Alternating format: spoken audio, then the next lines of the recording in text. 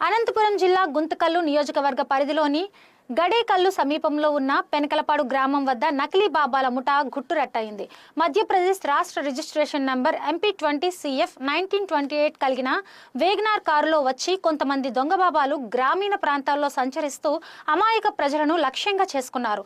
తాము హిమాలయాల నుంచి వచ్చామని నమ్మబలుకుతూ దారిన పోయే వారిని ఆపి జాతకాల పేరుతో భయభ్రాంతులకు గురి చేయడమే కాక అమాయకుల నుంచి భారీ డబ్బులు వసూలు చేస్తూ ప్రయాణిస్తున్నారు. ఈ క్రమంలో గడేకల్లు సమీపంలో పెనకలపాడు వద్ద కారులో ఉన్న బాబాల తీరుపై అనుమానం వచ్చిన స్థానిక గ్రామ యువకుడు లక్ష్మణ్ వారిని అడ్డుకుని నిలదీశాడు.